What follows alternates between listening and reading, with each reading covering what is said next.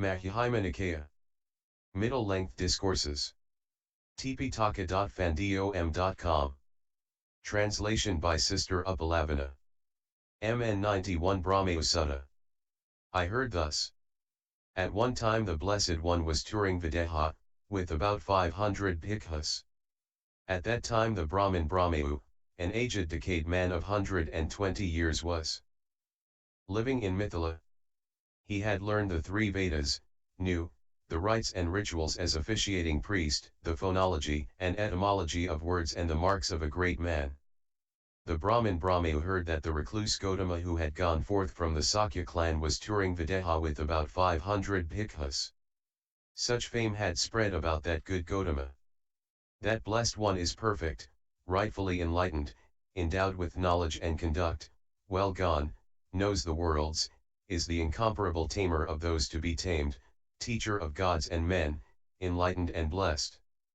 He declares to this world of gods and men, together with its Maras, Brahmas, recluses, and Brahmins, a teaching by himself known and realized. It is good at the beginning, in the middle and the end, and it states the complete and pure holy life. It is good to see such perfect ones. At that time the Brahmin Brahmàyu had a pupil, a young man named Uttara who had learned the three Vedas, knew the rites and rituals as officiating priest, the phonology and etymology of words and the marks of a great man. The Brahmin Brahmàyu addressed his pupil and said, Dear Uttara, approach the recluse Gotama, son of the Sakyas, who is said to be perfect, enlightened and blessed, and find out whether these qualities are really so, or not. You should examine good Gotama for me, sir. How should I know whether good Gotama is endowed with these qualities or not? Uttara, the 32 marks of a great man have come down to us in the sayings. One endowed with these marks has two courses of action and not another. If he leads the household life, becomes the universal monarch, a stable, righteous king with power in the four directions, endowed with the 7 jewels. They are the jewels of the wheel, elephant, horse, gem, woman, householder, and the advisor.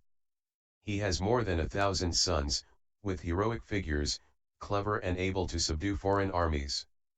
He rules over the country bounded by the ocean righteously, without stick or weapon. If he leaves the household and becomes hermit, he will be perfect and all-knowing and would remove the veil of darkness. I have given you this knowledge and you know that. The young man Uttara agreeing, got up from his seat, worshipped and circumambulated the Brahmin Brahmàyu and left to go to Videha to meet the Blessed One. In stages he approached the Blessed One, exchanged friendly greetings and sat on a side.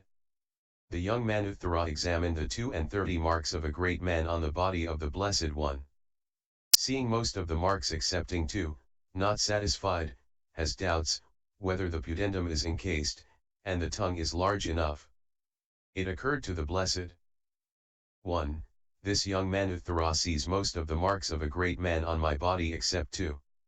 He is not satisfied, is doubting whether the pudendum is enclosed and the tongue is large enough. Then the Blessed One exercised a psychic power, so that Uttara could see the encased pudendum. The Blessed One drew forth his tongue, touched the ear lobes, the nostrils, and covered the complete forehead with the nose. Then it occurred to the young man Uttara, the recluse Gotama is endowed with the 32 marks of a great man. If I follow the recluse Gotama, would see his postures. He followed after the Blessed One for 7 months, like a shadow that follows someone, without leaving him. At the end of the 7 months, he embarked on a tour to return to Mithila, to approach the Brahmin Brahmàyu. Approaching the Brahmin Brahmàyu, Uttara worshipped him and sat on side. The Brahmin Brahmàyu said, Dear Uttara, is the recluse Gotama, endowed with those qualities as that fame says? Scud 1. The recluse Gotama is endowed with the 32 marks of a great man, there is no question about it. His feet are well established when placed. The soles of the feet have wheels with 1,000-fold discs and naves, complete in every way. It is the mark of a great man. He has long eyelashes, long fingers, hands and feet, soft to the touch. There are lines on the palms and feet like a woven net. He has high ankles and the legs of an antelope. When standing he does not bend and with the fingers could touch the knees. His pudendum is cased. His skin is of golden hue. Dust does not settle on his fine skin. On his body a single hair comes up from each pore and those dark blue hairs stand aloft turning to the right. He has a straight body, with the forepart like a lion's. He has heaped up shoulders and his body has a breadth to suit the height. He has a halo, around his body. Of tastes, good Gotama knows the highest. He has the jaws of a lion with 40 comely white teeth. He has a large tongue and a melodious voice like the voice of a cuckoo. He has dark blue eyes and a comely mouth. Between the eyebrows, is a tuft of hair turned to the right. Good Gotama has a raised top like wearing a turban. These are the 32 marks of a great man. Good Gotama always starts to walk with the right foot, placing the foot not too far nor too close. Does not walk too fast nor too slowly, the knees do not brush each other when walking, nor do the ankles and thighs.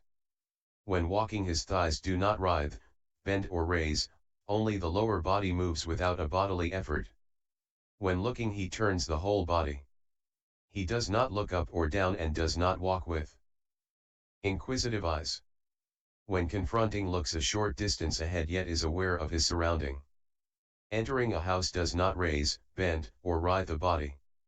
He does not turn about for a seat from a distance, or come too close, nor does he hang to the seat before sitting or throw himself on the seat. Seated inside a house he does not fidget with his hands or feet nor does he raise one foot over the other or place one calf over the other.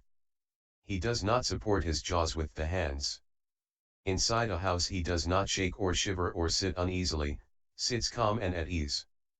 Good Gotama accepting water in the bowl does not bend, raise, or shake it, accepts the right amount of water. Washing the bowl does not make a sound, does not turn the bowl about, or put it on the ground to wash. With the water in the bowl he washes his fingers and with the fingers washes the bowl and throws the water not too far or too close without sprinkling it everywhere. Accepting rice in the bowl accepts the right amount, without turning, or twisting the bowl. Accepts soups and curries enough to suit the amount of rice, but not to make a salve of it. Good Gotama chews the food in the mouth 2 or 3 times and does not swallow unbroken particles, does not keep any particles in the mouth, when the next mouthful is taken. Good Gotama partakes food conscious of the taste, yet not greedy for tastes. Considering 8 things good Gotama partakes food not for play, intoxication or adornment. He partakes food to support the body, without greed for tastes, thinking I should make an end of earlier unpleasant feelings, and not arouse new, just the right amount for a pleasant abiding, without faults. After partaking food, accepting water in the bowl does not bend, raise, or shake it. Accepts the right amount of water. Washing the bowl does not make a sound, does not turn the bowl about, or put it on the ground to wash. With the water in the bowl he washes his fingers and with the fingers washes the bowl and throws the water not too far or too close without sprinkling it everywhere. After partaking food, he places the bowl on the ground, not too far nor too close, thinking may the bowl be of no disturbances, does not protect it too long. After the meal is over he sits silently for some time, not neglectful of a thanksgiving. When he gives the thanksgiving, it is not to debase that food or to desire some other food. It is an all-round teaching, with advice, incitement, and to make the hearts light. After the thanksgiving, he gets up and goes away, not too fast, nor too slowly and not as though were relieved. He wears the robe not too short, nor too long, not too tight nor too loose. Wears it so that the body does not feel the contact of air, and dust, and dirt does not settle on good Gotama's body. Gone to the monastery sits on the prepared seat and washes his feet, not to adorn them. With washed feet, sits legs crossed, keeping his body straight and mindfulness established in front of him. He thinks, not to hurt himself, another, or anyone in the world. Thinks, the welfare of the whole world. In the monastery he teaches the gathering, not praising, or condemning them. Advises, incites, and makes the hearts light of all in that gathering. The sounds that leave the mouth of good Gotama have 8 factors. They are distinct, wise, charming, pleasing to the ears, compact, not scattered, deep and resonant. Good Gotama's voice reaches as far as the gathering and does not exceed that gathering. That gathering advised, incited, and made the hearts light, get up and go away, thinking to come back, not with the mind of abandoning. I have seen good Gotama, going, standing, sitting inside a house silently, partaking food there, sitting silently after the meal, giving the thanksgiving after the meal, going to the monastery, sitting silently in the monastery, teaching gatherings in the monastery. Good Gotama's thus and something more. When this was said, the Brahmin Brahmàyu got up from his seat, arranged the shawl on his shoulder, turning towards where the Blessed One was, with clasped hands uttered a solemn utterance thrice. I worship that Blessed One perfect and rightfully enlightened. We will some day meet that good Gotama, and have a conversation with him. The Blessed One touring Videha, in stages came to Mithila and abode in the Makadeva mango orchard. The people of Mithila heard that the good recluse Gotama, the son of the Sakyas, touring Videha had eventually arrived in Mithila, with a community of about 500 bhikkhus and was abiding in the Makadeva mango orchard. About that good Gotama such fame had spread. It is good to see such perfect ones. Then the Brahmin householders of Mithila approached the Blessed One. Some worshipped, some exchanged friendly greetings, some clasped their hands towards the Blessed One, some announced their name and clan, and some others silently sat on a side. The Brahmin Brahmàyu heard, the good recluse Gotama the son of the Sakyas has come to Mithila. Then he approached the Makadeva mango orchard with many young men.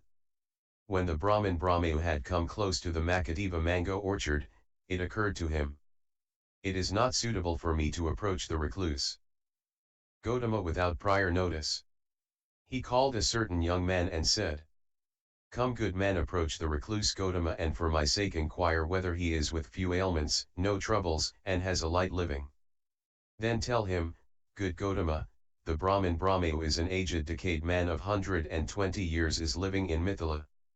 He has learned the 3 Vedas, knows the rites and rituals as officiating priest, the phonology and etymology of words and the marks of a great man. Of the Brahmins living in Mithila, the Brahmin Brahmàyu is the wealthiest, the most learned in the Vedas, out of the aged, the most old, and the most famous. He desires to see good Gotama. The young man agreeing approached the Blessed One, exchanged friendly greetings, standing on a side said, Good Gotama, the Brahmin Brahmàyu is an aged decayed man of 120 years is living in Mithila. He has learned the 3 Vedas, knows the rites and rituals as officiating priest, the phonology and etymology of words and the marks of a great man. Of the Brahmins living in Mithila, the Brahmin Brahmàyu is the wealthiest, the most learned in the Vedas, out of the aged, the most old, and the most famous. He desires to see good Gotama. So man, if he thinks, this is the suitable time, do so. The young man approached the Brahmin Brahmàyu, and said, Consent is given by the good recluse Gotama, now do as it is fit. Then the Brahmin Brahmàyu approached the Blessed One. When he was approaching in the distance, the gathering moved and made some space for him, as suitable for his fame. Brahmin Brahmàyu told them, Useless, sit where you are, I'm going to the presence of the Blessed One. He approached the Blessed One, exchanged friendly greetings and sat on a side. Seated he examined the 32 marks of a great man on the body of the Blessed One. Seeing most of them except 2, not satisfied doubted whether the pudendum was encased and the tongue was large enough. Then the Brahmin addressed the Blessed One in verse. I hear of 32 marks of a great man, good sir, I do not see 2 of them on your body, the great man's pudendum, the association with women, the size of the tongue, pull out the tongue and dispel doubts, for the welfare here and now, and the hereafter. Permission granted, may our wishes be fulfilled.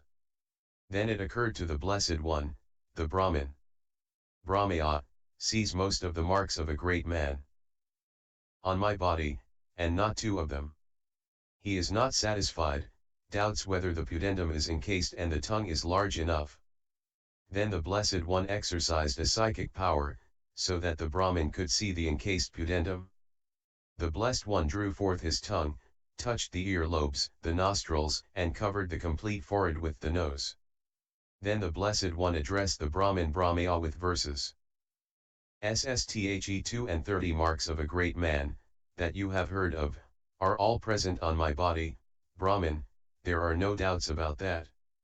What I should know is known, what should be developed is developed. What should be dispelled, is dispelled, therefore I'm enlightened. For the welfare here and now, and hereafter, I grant permission to ask whatever you wish. Then it occurred to the Brahmin Brahmàyu. Permission is granted, by the Blessed One to ask questions. What should I ask the recluse Gotama, is it the welfare here and now or the welfare here after?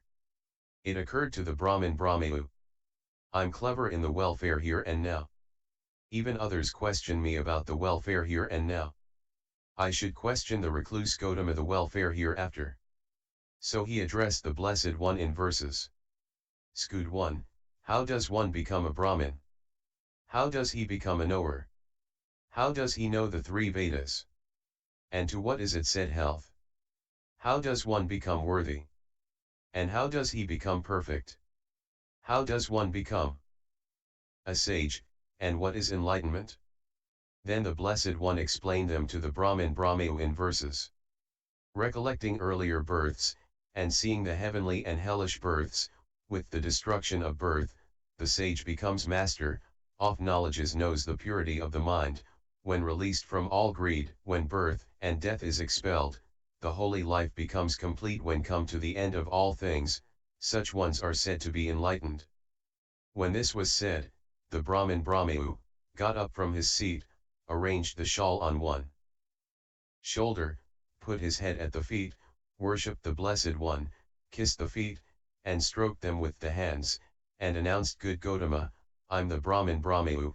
Then that gathering was surprised and said, the power of the recluse is wonderful. The Brahmin Brahmàyu, so famous and well known, should show this kind of reverence and humility. Then the Blessed One said, Useless, Brahmin, get up and sit on your seat, as your mind is pleased, mine too is pleased. Then the Brahmin got up and sat on his seat. Then the Blessed One gave the gradual teaching to the Brahmin Brahmàyu, such as giving gifts, becoming virtuous, the heavens, the dangers of sensuality, and their defiling nature, and the fruits of giving up. When the Blessed One knew that the mind of the Brahmin Brahmàyu is pure, refined, free from hindrances, is aloft and pleased, the Blessed One gave the teaching peculiar to the enlightened ones, such as unpleasantness, its arising, cessation, and the path to its cessation. Just as a pure cloth would take the dye evenly, there arose to the Brahmin Brahmàyu the pure and stainless eye of the teaching, seated on that same seat. Whatever thing arises, all that ceases. Then the Brahmin Brahmàyu then and there, attained, knew and penetrated the teaching. Doubts dispelled. Knew, what should and should not be done, became confident and did not want a teacher any more, in the dispensation of the teacher. He said thus to the Blessed One. Good Gotama, now I understand, it's like something overturned is reinstalled. Like something covered is disclosed. It's like the path is shown to someone who has lost his way. It's like a lamp is lighted for those who have their sight to see forms. Good Gotama has taught in various ways. Now I take refuge in Good Gotama, in the teaching, and the community of bhikkhus. May Good Gotama accept tomorrow's meal together with the community of bhikkhus. The Blessed One accepted in silence. The Brahmin Brahmàyu, knowing that the Blessed One had accepted the invitation, got up from his seat, worshipped and circumambulated the Blessed One and went away. Then the Brahmin Brahmayu at the end of that night made them prepare nourishing eatables and drinks at his home and informed the Blessed One. Good Gotama, the food is ready.